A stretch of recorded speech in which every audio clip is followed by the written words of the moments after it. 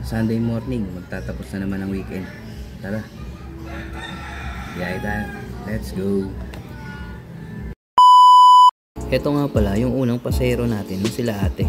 At dito nga lang pala sila nagpahatid sa kalapit na barangay dito sa amin. At dito nga lang pala yun sa may barangay Gregoria dito sa lugar namin. Dito nga pala ay bumaba na yung aking mga pasahero sabay abot ng kanilang mga bayan. Pagkatapos nun, inabot ko naman ang aking sukli. Sabay sabi ng thank you. Dahil dyan, pabalik na tayo sa ating pilahan.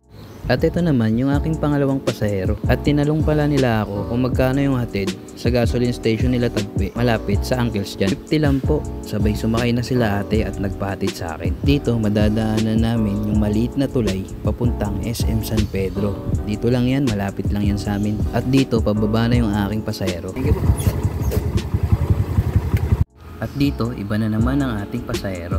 At tinanong ko sila kung saan sila magpapahatid. At ang sabi ni ate, at ang sabi ko naman, okay, sige.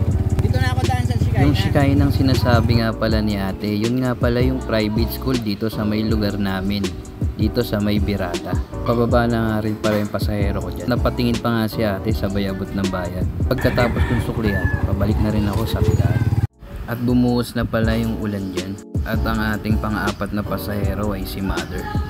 Papahatid lang lagpas ng tulay. Nakita nyo naman basa ang kalsada dyan. Mag-iingat po ang lahat ng mga rider, lalo na ganitong maulan.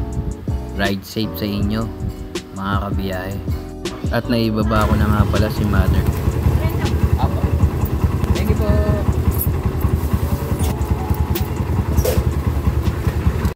Si ate nga pala yung pang-5 pasahero natin. Sa iba nga pala ako nakapila niya. Nadaanan ko kasi walang nakapila kaya pumila na rin ako.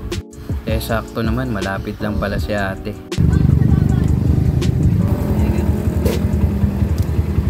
Si ate nga pala yung huling pasahero ko. Buti na lang malapit lang si ate. Pauwi na rin ako niyan, alas 12 na kasi ng tanghali. Sa kaliwa lang? Sakaling mapadaan to sa wall mo, paki-like and follow na lang ako. Maraming salamat, ingat, God bless.